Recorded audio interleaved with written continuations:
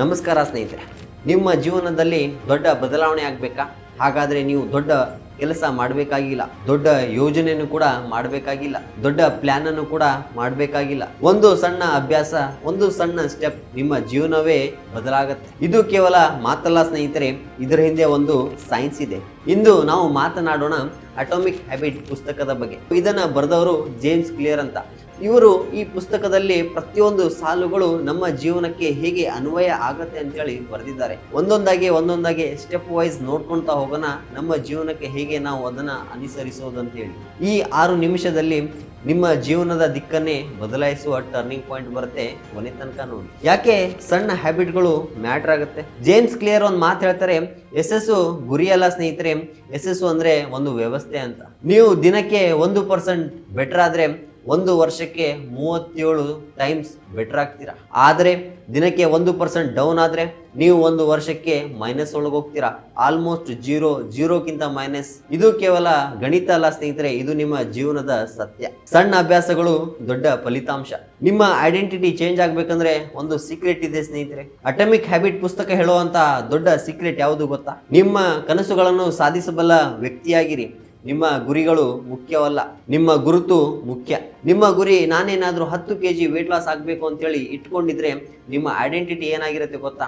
ನೀವೊಬ್ಬ healthy person ಅಂತೇಳಿ ನಿಮ್ಮ identity ಆಗಿರುತ್ತೆ. ನಿಮ್ಮ ಗುರಿ ನಾನು ಓದಬೇಕು ಅಂತೇಳಿ ಇಟ್ಕೊಂಡಿದ್ರೆ ನಿಮ್ಮ ಐಡೆಂಟಿಟಿ ನೀವೊಬ್ಬ ಲರ್ನರ್. ನಿಮ್ಮ ಗುರಿ ನಾನು ಜೀವನದಲ್ಲಿ ದೊಡ್ಡ ಸಕ್ಸಸ್ಫುಲ್ ವ್ಯಕ್ತಿ ಆಗ್ಬೇಕು ಅಂತೇಳಿ ಅನ್ಕೊಂಡಿದ್ರೆ ನಿಮ್ಮ ಐಡೆಂಟಿಟಿ ನೀವು ಒಬ್ಬ ಡಿಸಿಪ್ಲಿನ್ಡ್ ಪರ್ಸನ್ ಆಗ್ತೀರಾ. ಡಾಕ್ಟರ್ ರಾಜ್ಕುಮಾರ್ ಅವರು ದಿನವಿಡೀ ಬಿಜಿ ಶೆಡ್ಯೂಲ್ ಅಲ್ಲೇ ಇರ್ತಿದ್ರು. ಆದರೂ ಅವರು ಪ್ರತಿದಿನ ಬೆಳಗ್ಗೆ 4 ಗಂಟೆಗೆ ಎದ್ದು ಯೋಗವನ್ನು ಅಭ್ಯಾಸ ಮಾಡ್ತಾ ಇದ್ರು. ಅವರಿಗೆ ಗುರಿ ಇರಲಿಲ್ಲ, ಅವರು ಆರೋಗ್ಯವಂತ ವ್ಯಕ್ತಿ ಅಂತೇಳಿ ಐಡೆಂಟಿಟಿಯನ್ನ ಮಾಡ್ಕೊಂಡಿದ್ರು. ಐಡೆಂಟಿಟಿ ಚೇಂಜ್ ಆದ್ರೆ ನಿಮ್ಮ ಹ್ಯಾಬಿಟ್ ಚೇಂಜ್ ಆಗುತ್ತೆ, ನಿಮ್ಮ ಹ್ಯಾಬಿಟ್ ಚೇಂಜ್ ಆದ್ರೆ ನಿಮ್ಮ ಲೈಫ್ ಚೇಂಜ್ ಆಗುತ್ತೆ. ಜೇಮ್ಸ್ ಕ್ಲಿಯರ್ ಅವರು ಅವರ ಬುಕ್ಕಲ್ಲಿ ಒಂದು 4 ಸೂತ್ರವನ್ನು ಬರೆದಿದ್ದಾರೆ.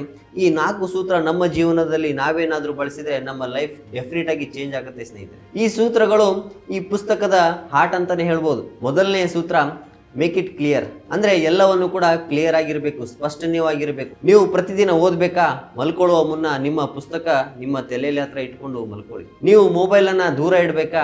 ಹಾಗಾದ್ರೆ ನೀವು ಓದ್ಬೇಕಾದ್ರೆ ನೀವು ಒಂದು ರೂಮಲ್ಲಿ ಇರಿ, ನಿಮ್ಮ ಫೋನು ಇನ್ನೊಂದು ರೂಮಲ್ಲಿ ಇರಲಿ. ಸೊ ಅವಾಗ ನಿಮಗೆ ಡಿಸ್ಟ್ರಾಕ್ಷನ್ ಆಗಲ್ಲ, ನಿಮಗೆ ಓದಲಿಕ್ಕೆ ತುಂಬಾ ಕ್ಲಿಯರ್ ಆಗುತ್ತೆ, ನಿಮಗೆ ಯಾವುದೇ ತರಹದ ಅಡೆತಡೆಗಳು ಬರೋದಿಲ್ಲ. ನೀವು ಯಾವತ್ತಾದ್ರ ಗಮನ ಕೊಟ್ಟಿದ್ದೀರಾ? ನೀವು ಮನೆಗೆ ಬಂದ ತಕ್ಷಣ ನಿಮ್ಮ ಚಪ್ಪಲಿಯನ್ನ ಒಂದು ಕಡೆ ಬಿಡ್ತೀರಾ? ಇದನ್ನ ಯಾವತ್ತಾದ್ರೂ ನೀವು ಪ್ರಾಕ್ಟೀಸ್ ಮಾಡಿದ್ದೀರಾ ಅಥವಾ ನೀವು ಅಭ್ಯಾಸ ಅಂತೇಳಿ ಮಾಡಿದ್ದೀರಾ? ಯಾವತ್ತೂ ಮಾಡಿಲ್ಲಲ್ಲ. ಸೊ ನಿಮಗೆ ಕ್ಲಿಯರ್ ಆಗಿ ಗೊತ್ತು, ಆ ಚಪ್ಪಲಿಗಳನ್ನ ಮನೆ ಹೊರಗಡೆನೆ ಬಿಡಬೇಕು, ಅದೇ ಜಾಗದಲ್ಲಿ ಬಿಡಬೇಕು ಅಂತೇಳಿ. ನಿಮ್ಮ ಅಭ್ಯಾಸವೂ ಕೂಡ ಇದೇ ತರ ಕ್ಲಿಯರ್ ಆಗಬೇಕು, ಅವಾಗ ನೀವು ಜೀವನದಲ್ಲಿ ಸಾಧನೆ ಮಾಡ್ತೀವಿ. ಸೂತ್ರ 2, ಮೇಕ್ ಇಟ್ ಅಟ್ರಾಕ್ಟಿವ್. ಆಕರ್ಷಕವಾಗಿ ಮಾಡಬೇಕು ನಾವು. ನಿಮಗೆ ಓದೋಕೆ ಇಷ್ಟ ಇಲ್ಲವಾ? ಜಿಮ್ ಹೋಗೋಕೆ ಬೇಸರನಾ? ನಿಮ್ಮ ಹ್ಯಾಬಿಟ್ಗಳು ಫೇಲ್ ಆಗ್ತಿದೆನಾ? ಹಾಗಾಗಿ ಅದಕ್ಕೆ ಹೇಗೆ ಅಟ್ರಾಕ್ಟಿವ್ ಆಗಿ ಮಾಡೋದು? ನಿಮ್ಮ ಹ್ಯಾಬಿಟ್ ಅನ್ನ ಬಿಲ್ಡ್ ಮಾಡಿ. ನಾನು ಇಷ್ಟಪಟ್ಟ ಕೆಲಸ, ನಾನು ಮಾಡಬೇಕಾದ ಕೆಲಸವಂತೇಳಿ ಯೋಚನೆ ಮಾಡಿ, ಇಷ್ಟಪಟ್ಟ ಕೆಲಸವನ್ನು ಮಾಡಿ, ನಾನು ಮಾಡಬೇಕಾದ ಕೆಲಸವನ್ನು ಮಾಡಿ.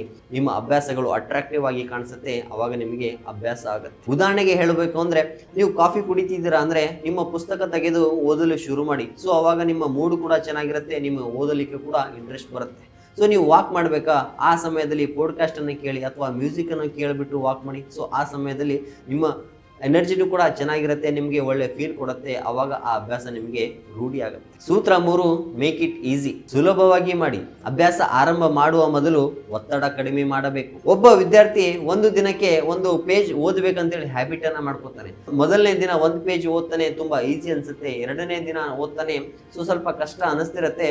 ಅದನ್ನೇ ರೂಢಿ ಮಾಡ್ಕೊಂತ ಹೋದ್ರೆ 10 ದಿನಕ್ಕೆ 10 ಪೇಜ್ ಓದಲು ಶುರು ಮಾಡ್ತಾನೆ. ಚಿಕ್ಕದಾಗಿ ಪ್ರಾರಂಭಿಸಿ, ದೊಡ್ಡದಾಗಿ ಬೆಳೆಯಿರಿ. ಎಲ್ರಿಗೂ ಕೂಡ 5 ಗಂಟೆಗೆ ಎದ್ದೇಳೋದು ತುಂಬಾ ಕಷ್ಟ ಅಂತೇಳಿ ಹೇಳ್ತಿರ್ತಾರೆ. ಸೊ ಅದನ್ನ ಪ್ರಾಕ್ಟೀಸ್ ಯಾವ ತರ ಮಾಡೋದು? ನೀವು 5 ಗಂಟೆಗೆ ಎದ್ದೇಳ್ಬೇಕಂದ್ರೆ ಮೊದಲನೇ ದಿನ ನೀವು ಏನಾದ್ರೂ 8 ಗಂಟೆಗೆ ಎದ್ದೇಳ್ತಿದ್ರೆ ಅಥವಾ 7 ಗಂಟೆಗೆ ಎದ್ದೇಳ್ತಿದ್ರೆ ನಿಮ್ಮ ಅಲಾರಾಮ್ ಅನ್ನ 6:50ಕ್ಕೆ ಸೆಟ್ ಮಾಡ್ಕೊಳ್ಳಿ. ಸೊ ಮೊದಲನೇ ದಿನ 6:50 ಆದ್ರೆ 2ನೇ ದಿನ 6:45 ಆಗುತ್ತೆ. ಸೊ 3ನೇ ದಿನ 6:40. ಸೊ ಫೈನಲ್ ಆಗಿ 10 ದಿನಕ್ಕೆ ನೀವು 5 ಗಂಟೆಗೆ ಅಲಾರಾಮ್ ಇಡಿ. ಒಂದಲ್ಲ ಒಂದು ದಿನ ನೀವು 5 ಗಂಟೆಗೆ ಎದ್ದೇಳ್ತೀರಾ. ನಾನು ಫಾಲೋ ಮಾಡಿರುವಂತ ಒಂದು ಸೀಕ್ರೆಟ್ ಹೇಳ್ತೀನಿ ಸ್ನೇಹಿತರೆ. ಏನು ಅಂದ್ರೆ, ನಿಮ್ಮ ಮೈಂಡಿಗೆ ಟ್ರೈನ್ ಅನ್ನು ಮಾಡಬೇಕು. ಯಾವ ತರ ಟ್ರೈನ್ ಮಾಡಬೇಕು ಅಂದ್ರೆ, ನೀವು ಮಲಗೋಕ್ಕಿಂತ ಮೊದಲು ನಿಮ್ಮ ಮೈಂಡಿಗೆ ನೀವು ಹೇಳಬೇಕು, ನಾನು ಇವತ್ತು 5 ಗಂಟೆಗೆ ಎದ್ದೇಳಬೇಕು. ಅದನ್ನ ಗಮನದಲ್ಲಿ ಇಟ್ಕೊಂಡು ನಿಮಗೆ 5 ಗಂಟೆಗೆ ಎದ್ದೇಳಿಸಲು ಪ್ರಯತ್ನ ಪಡುತ್ತೆ. ಈ ತರ ನಾನು ಸಾಕಷ್ಟು ಮಾಡಿದ್ದೀನಿ. ಈ ತರ ನಾನು ಟ್ರಯಲ್ ಅಂಡ್ ಎರರ್ ಮೆಥಡ್ ಮಾಡಿದಾಗ ನನಗೆ ರಿಸಲ್ಟ್ ಕೂಡ ಸಿಕ್ಕಿದೆ. ನೀವು ಕೂಡ ಟ್ರೈ ಮಾಡಿ ನೋಡಿ. ಸಣ್ಣ ಹೆಜ್ಜೆಗಳು, ನೋವು ಕೂಡ ಕಡಿಮೆ ಇರುತ್ತೆ, ನಿಮಗೆ ದೊಡ್ಡ ಬದಲಾವಣೆ ಸಿಗುತ್ತೆ. ಸೂತ್ರ 4, ಮೇಕ್ ಇಟ್ ಸ್ಯಾಟಿಸ್ಫೈ. ನೀವು ಮಾಡುತ್ತಿರುವಂತ ಕೆಲಸ ಯಾವಾಗಲೂ ಕೂಡ ನಿಮಗೆ ತೃಪ್ತಿ ಕೊಡಬೇಕು. ನೀವು ಹ್ಯಾಬಿಟ್ ಮಾಡಿದ ಮೇಲೆ ಅದಕ್ಕೆ ರಿವಾರ್ಡ್ಸ್ ಅನ್ನ ಕೊಡಬೇಕು.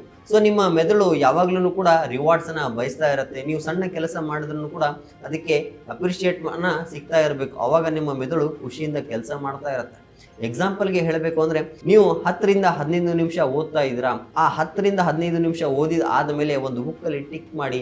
ಸೊ ಈ ತರ ಒಂದು ಟಿಕ್ ಮಾಡೋದ್ರಿಂದ ನಿಮ್ಮ ಮೆದುಳಿಗೆ ಖುಷಿ ಕೊಡುತ್ತೆ, ನಾನೇನು ಸಾಧನೆ ಮಾಡಿದ್ದೀನಿ ಅಂತೇಳಿ. ನೀವು ಮತ್ತೆ ಮೋಟಿವೇಟ್ ಆಗ್ತೀರಾ. ಆ ಮೋಟಿವೇಟ್ ಮತ್ತೆ ಮರುದಿನ ಏನ್ ಮಾಡುತ್ತೆ, ನಿಮಗೆ ಓದಲು ಸಹಾಯ ಮಾಡುತ್ತೆ. ನೀವೇನಾದ್ರೂ 30 ಅಥವಾ 40 ನಿಮಿಷ ಓದ್ಕಿಶಂದ್ರ ರಿಲ್ಯಾಕ್ಸ್ ತಗೋಬೇಕಾದ್ರೆ, ಸೊ ಆ ಸಮಯದಲ್ಲಿ ಕಣ್ಮುಚ್ಚಿ ಕೂತ್ಕೊಳ್ಳೋದಾಗಿರ್ಬೋದು, ಅಥವಾ ಏನೋ ಒಂದು ಪುಸ್ತಕ ಪೆನ್ನಲ್ಲಿ ಏನೋ ಗೀಚೋದ್ರಲ್ಲಾಗಿರ್ಬೋದು, ಅಥವಾ ನಿಮ್ಮ ಮೈಂಡ್ಗೆ ಫ್ರೆಶ್ ಆಗೋ ತರ ಏನೋ ಒಂದು ಸಾಂಗ್ ಕೇಳೋದ್ರಲ್ಲಾಗಿರ್ಬೋದು, ಅಥವಾ ಜೋರಾಗಿ ಉಸಿರಾಟ ಮಾಡೋದ್ರಲ್ಲೂ. ಸೊ ಈ ತರ ಮಾಡಿದ್ರಪ್ಪ ಅಂದ್ರೆ ನಿಮ್ಮ ಮೈಂಡ್ಗೆ ರಿಲ್ಯಾಕ್ಸ್ ಕೊಡುತ್ತೆ. ಯಾವಾಗ ಸ್ಟ್ರೆಸ್ ಕಮ್ಮಿ ಆಗತ್ತಲ್ಲ, ಅವಾಗ ನಿಮ್ಮ ಮೈಂಡ್ ಫುಲ್ ರಿಲ್ಯಾಕ್ಸ್ ಆಗಿರುತ್ತೆ. ಆ ಸಮಯದಲ್ಲಿ ನಿಮ್ಮ ಮೈಂಡ್ ಕೂಡ ಶಾರ್ಪ್ ಆಗಿರುತ್ತೆ. ಈ ಹಿಂದೆ ಯಾವ ತರ ಅಭ್ಯಾಸಗಳನ್ನ ಬೆಳೆಸೋದು ಅಂತೇಳಿ ಹೇಳಿದ್ವಿ, ಅದೇ ತರ ಜೇಮ್ಸ್ ಕ್ಲಿಯರ್ ಅವರು ಕೆಟ್ಟವಾಗಿರುವಂತಹ ಅಭ್ಯಾಸಗಳನ್ನ ಯಾವ ತರ ಬಿಡೋದು, ರಿವರ್ಸ್ ಯಾವ ತರ ಮಾಡೋದು ಅಂತಲೂ ಕೂಡ ಅವರ ಬುಕ್ ಅಲ್ಲಿ ಮೆನ್ಷನ್ ಮಾಡಿದ್ದಾರೆ. ಇದನ್ನ ಅವರು ರಿವರ್ಸ್ ಲಾ ಅಂತೇಳಿ ಕರೀತಾರೆ. Make it invisible. ನೀವೇನಾದ್ರೂ ಫೋನಿಗೆ ಅಡಿಕ್ಟ್ ಆಗಿದ್ರೆ, ನಿಮಗೆ ಅಭ್ಯಾಸ ಮಾಡಬೇಕಂತೇಳಿ ತುಂಬಾ ಆಸೆ ಇರುತ್ತೆ, ಆದ್ರೆ ಫೋನ್ ನೋಡಿದ ಕೂಡಲೇ ಇನ್ಸ್ಟಾಗ್ರಾಮ್, ಯೂಟ್ಯೂಬ್ ತುಂಬಾ ಸ್ಕ್ರೋಲ್ ಮಾಡ್ತಾನೆ ಇರ್ತೀವಿ, ಆದ್ರೆ ನಿಮ್ಮ ಅಭ್ಯಾಸ ಅಲ್ಲೇ ಉಳಿದು ಬಿಡುತ್ತೆ. ಸೊ ಇದನ್ನ ಯಾವ ತರ ಇನ್ವಿಸಿಬಲ್ ಮಾಡ್ಬೇಕಪ್ಪ ಅಂದ್ರೆ, ನೀವು ಒಂದು ಕೋಣೆಯಲ್ಲಿ ಇರಬೇಕು, ನಿಮ್ಮ ಫೋನು ಒಂದು ಕೋಣೆಯಲ್ಲಿ ಇರಬೇಕು. ನಿಮ್ಮ ಫೋನು ಹತ್ತಿರ ಇತ್ತಪ್ಪ ಅಂದ್ರೆ ನೀವು ಓದೋದಕ್ಕೆ ಆಗೋದಿಲ್ಲ. ಯಾವಾಗ ನಿಮ್ಮ ಫೋನು ದೂರ ಇರುತ್ತಲ್ಲ, ಅವಾಗ ನೀವು ಬೇರೆದ ಮೇಲೆ ಕಾನ್ಸಂಟ್ರೇಟ್ ಮಾಡ್ತೀರಾ. ಸೊ ಆ ಥರ ಇನ್ವಿಸಿಬಲ್ ಆಗಿ ಮಾಡೋದ್ರಿಂದ ಸೊ ನಿಮ್ಮ ಹ್ಯಾಬಿಟ್ಗಳನ್ನು ರಿವರ್ಸ್ ಮಾಡ್ಕೋಬಹುದು ಅಂತೇಳಿ. Make it unattractive. ನೀವೇನಾದರೂ ಫೋನಿಗೆ ಅಡಿಕ್ಟ್ ಆಗಿದ್ರಪ್ಪ ಅಂದ್ರೆ, ನಿಮ್ಮ ಸ್ಕ್ರೀನ್ ಮೇಲೆ ಒಂದು ಕೆಟ್ಟವಾಗಿರುವಂಥ ಒಂದು ಪದವನ್ನು ಬರೆಯೋದ್ರಲ್ಲಾಗಿರ್ಬೋದು, ನಾನು ನಿನ್ನ ಜೀವನವನ್ನು ಹಾಳು ಮಾಡ್ತಾ ಇದ್ದೇನೆ ಅಂತೇಳಿ ಆ ಸ್ಕ್ರೀನ್ ಮೇಲೆ ನೀವೇನಾದ್ರೂ ಬರ್ದಿದ್ರೆ, ಆ ಸಾಲುಗಳನ್ನು ಓದಿ ನಿಮಗೆ ಏನೋ ಒಂಥರ ಅನ್ಅಟ್ರಾಕ್ಟಿವ್ ಆಗಿ ಅನ್ಸಿಸಿದ್ರೆ ನೀವು ಫೋನನ್ನು ಮುಟ್ಟೋಕೆ ಹೋಗೋದಿಲ್ಲ. ಸೊ ಆ ಥರನೂ ಕೂಡ ನೀವು ಮಾಡ್ಕೋಬಹುದು. Make it difficult. ನಿಮ್ಮ ಕೆಲಸವನ್ನ ಕಷ್ಟವಾಗುವಂತೆ ಮಾಡೋದು. ನೀವೇನಾದ್ರೂ ಫೋನಿಗೆ ತುಂಬಾ ಅಡಿಕ್ಟ್ ಆಗಿದ್ರಪ್ಪ ಅಂದ್ರೆ, ಕೆಲವೊಂದು ಆ್ಯಪ್ಗಳು ಇರ್ತವೆ, ಸೋಷಿಯಲ್ ಮೀಡಿಯಾ ಆ್ಯಪ್ಗಳು ಅಂತಾನೆ ಹೇಳ್ತೀವಿ. ಇನ್ಸ್ಟಾಗ್ರಾಮ್, ಫೇಸ್ಬುಕ್, ವಾಟ್ಸಪ್, ಯೂಟ್ಯೂಬ್, ಇವೆಲ್ಲ ಸೋಷಿಯಲ್ ಮೀಡಿಯಾ ಆ್ಯಪ್ಗಳು. ಸೊ ಇದನ್ನ ನೀವು ಒಂದ್ಸಲ ಓಪನ್ ಮಾಡಿದ್ರೆ ಕಚ್ಕೊಂಡ್ಬಿಡ್ತೀರಾ. ಎಷ್ಟು ಸ್ಕ್ರೋಲ್ ಮಾಡ್ತಿರಲ್ಲ, ನಿಮ್ಮ ಟೈಮ್ ಹೆಂಗೆ ಹೋಗುತ್ತೆ ಅಂತೇಳಿ ನಿಮಗೆ ಗೊತ್ತಾಗಲ್ಲ. ಸೊ ಇದನ್ನ ದೂರ ಆಗ್ಬೇಕಂದ್ರೆ ನಿಮ್ಮ ಆ್ಯಪ್ಗಳಿಗೆ ನಿಯಂತ್ರಣ ಮಾಡಬೇಕಾಗತ್ತೆ. ಯಾವ ಥರ ಆ್ಯಪ್ ಲಾಕನ್ನು ಹಾಕಬೇಕು. ಸೊ ನೀವು ಆ್ಯಪ್ ಲಾಕ್ ಹಾಕಿದ್ರೆ ಫಿಂಗರ್ ಪ್ರಿಂಟ್ ಮತ್ತು ಫೇಸ್ ರೆಕಗ್ನಿಷನ್ ಅನ್ನ ಹಾಕಬಾರ್ದು. ಕಷ್ಟಕರವಾಗಿರುವಂಥ ಪ್ಯಾಟರ್ನ್ ಆಗಿರ್ಬೋದು, ಲಾಕ್ ಆಗಿರ್ಬೋದು ಹಾಕಿದ್ರಪ್ಪ ಅಂದ್ರೆ ನಿಮ್ಮ ಮೈಂಡ್ಗೆ ಕಷ್ಟ ಅನಿಸಿದ್ದನ್ನ ನಿಮ್ಮ ಮೈಂಡ್ ಒಪ್ಕೊಳ್ಳಲ್ಲ. ಸೊ ಆ ಥರ ಮಾಡೋದ್ರಿಂದನೂ ಕೂಡ ಡಿಫಿಕಲ್ಟ್ ಆಗಿ ಮಾಡಿ ನಿಮ್ಮ ಒಂದು ಆ ಆ್ಯಪ್ ಯೂಸ್ ಮಾಡೋದನ್ನ ಕಮ್ಮಿ ಮಾಡ್ಬೋದು. ಆ ಥರನೂ ಕೂಡ ಮಾಡ್ಬೋದು, ಅಥವಾ ಲಾಗೌಟ್ ಅನ್ನ ಕೂಡ ಮಾಡ್ಕೋಬಹುದು, ಅಥವಾ ಅನ್ಇನ್ಸ್ಟಾಲ್ನು ಕೂಡ ಮಾಡ್ಕೋಬಹುದು. ಆದರೆ ಒಂದು ನೆನಪಿರಲಿ ಸ್ನೇಹಿತರೆ, ನಿಮ್ಮ ಮೆದುಳಿಗೆ ಸಡನ್ ಆಗಿ ನೀವು ಯಾವುದಾದ್ರೂ ಒಂದು ಕೆಲಸ ಕೊಟ್ಟರೆ ಅದು ಒಪ್ಕೊಳ್ಳಲ್ಲ.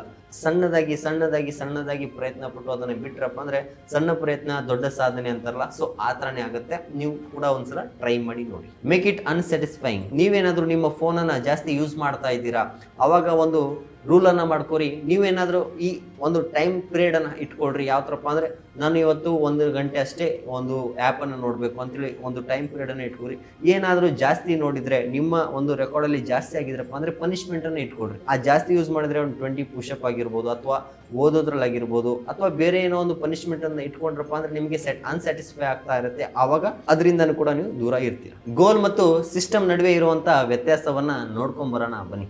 ನಿಮಗೆ ಗೋಲ್ ಇರುತ್ತೆ, ನಾನು ಈ ಅಕಾಡೆಮಿಕ್ ಇಯರ್ ಅಲ್ಲಿ 90% ತೆಗಿಬೇಕು, 90% ಮ್ಯಾಕ್ಸ್ ಅನ್ನ ತೆಗಿಬೇಕು ಅಂತ ಹೇಳಿ. ನಿಮ್ಮ ಸಿಸ್ಟಮ್ ಹೇಳುತ್ತೆ ಹಾಗಾದ್ರೆ ನೀವು ದಿನಕ್ಕೆ 2 ಗಂಟೆ ಓದಬೇಕಾಗತ್ತೆ. ನಿಮ್ಮ ಗೋಲ್, ನಾನು ಫಿಟ್ ಬಾಡಿಯನ್ನ ಮಾಡ್ಕೋಬೇಕು ಅಂತ ಹೇಳಿ. ನಿಮ್ಮ ಸಿಸ್ಟಮ್ ಹೇಳುತ್ತೆ ಹಾಗಾದ್ರೆ ನೀವು ದಿನಕ್ಕೆ 20 ನಿಮಿಷ ಎಕ್ಸರ್ಸೈಸ್ ಮಾಡಿ ಪ್ಲಸ್ ಡಯಟ್ ಅನ್ನ ಫಾಲೋ ಮಾಡಿ ಅಂತ. ನಿಮ್ಮ ಗೋಲ್ ಒಂಥರ ಡೈರೆಕ್ಷನ್ ಇದ್ದ ಹಾಗೆ, ನಿಮ್ಮ ಸಿಸ್ಟಮ್ ಅಲ್ಲಿರುವಂತ ಇಂಜಿನ್ ಇದ್ದ ಹಾಗೆ, ಯಾವ ತರ ನೀವು ಡೈರೆಕ್ಷನ್ ಅನ್ನು ತೋರಿಸ್ತಿರಲ್ಲ, ಇಂಜಿನ್ ಅದರ ಜೊತೆಗೆ ಹೋಗ್ತಾ ಇರುತ್ತೆ. ನೀರನ್ನು ನೋಡೋಕೆ ಬಿದಿರಿಂದ ಹೊಡೆದ್ರೆ ಉಪಯೋಗ ಇಲ್ಲ ಸ್ನೇಹಿತರೆ, ಹೊಡಿಬೇಕಾಗಿರೋದು ಮೂಲಕ್ಕೆ. ಒಬ್ಬ ಮಹಿಳೆ ವೇಟ್ ಲಾಸ್ ಮಾಡ್ಬೇಕಂತೇಳಿ ತುಂಬಾ ಪ್ರಯತ್ನವನ್ನು ಪಡ್ತಾ ಇರ್ತಾಳೆ.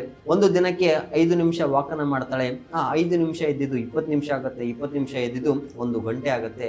6 ತಿಂಗಳದ ನಂತರ ಒಂದು 7-8 kg ವೇಟ್ ಲಾಸ್ ಅನ್ನ ಮಾಡ್ಕೋತಾಳೆ. ಇದೆ ಅಲ್ವಾ, ಸಣ್ಣ ಹೆಜ್ಜೆಗಳು ದೊಡ್ಡ ರಿಸಲ್ಟ್. ನಿಮ್ಮ ಜೀವನ ಇಂದು ನೀವು ತಗೊಳ್ಳುವಂತಹ ಒಂದು ಸಣ್ಣ ಸ್ಟೆಪ್ ಮೇಲೆ ನಿಂತಿದೆ. ನೀವು ಬಯಸುವ ಫ್ಯೂಚರ್ ನಿಮ್ಮ ಕನಸುಗಳಲ್ಲ, ನಿಮ್ಮ ಸಣ್ಣ ಅಭ್ಯಾಸಗಳು, ನಿಮ್ಮ ಹ್ಯಾಬಿಟ್ಗಳು. ಆದ್ದರಿಂದ ಇಂದು ಒಂದು ರಾತ್ರಿ ನೀವು ಒಂದು ಅಭ್ಯಾಸವನ್ನ ಆಯ್ಕೆ ಮಾಡ್ಕೊಳ್ಳಿ. ನಿಮಗೆ ನೀವು ಒಂದು ಪ್ರಶ್ನೆಯನ್ನ ಕೇಳ್ಕೊಳ್ಳಿ ಸ್ನೇಹಿತರೆ, ನಾನು ಯಾವ ರೀತಿ ವ್ಯಕ್ತಿ ಆಗಬೇಕು ಅಂತ ಹೇಳಿ. ನಿಮ್ಮ ಗುರುತು ನಿಮ್ಮ ಅಭ್ಯಾಸವನ್ನು ರೂಪಿಸುತ್ತದೆ, ನಿಮ್ಮ ಅಭ್ಯಾಸ ನಿಮ್ಮ ಹಣೆಬರವನ್ನು ರೂಪಿಸುತ್ತದೆ. ಇಂದಿನ ಈ ಅಟೋಮಿಕ್ ಹ್ಯಾಬಿಟ್ ಪುಸ್ತಕ ನಿಮ್ಮ ಜೀವನದಲ್ಲಿ ಬದಲಾವಣೆ ತರಲಿ. ಈ ವಿಡಿಯೋ ನೀವೇನಾದ್ರು ಕಂಪ್ಲೀಟ್ ಆಗಿ ನೋಡ್ತಿದ್ದೀರಾ ಅಂದ್ರೆ ನೀವು ಆಲ್ರೆಡಿ ಇಂಪ್ರೂವ್ಮೆಂಟ್ ಮೈಂಡ್ ಸೆಟ್ ಹೊಂದಿದ್ದೀರಾ ಅಂತೇಳಿ ಅರ್ಥ. ಲೈಕ್ ಮಾಡಿ, ಕಮೆಂಟ್ ಮಾಡಿ, ನಾನು ಪ್ರತಿದಿನ 1% ಉತ್ತಮ ಆಗ್ತೀನಿ ಅಂತೇಳಿ. ಇದೇ ತರ ನಿಮ್ಮ ಒಬ್ಬ ಸ್ನೇಹಿತನಿಗೂ ಕೂಡ ಶೇರ್ ಮಾಡಿ.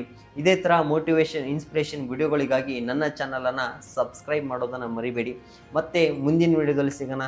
ಜೈ ಹಿಂದ್.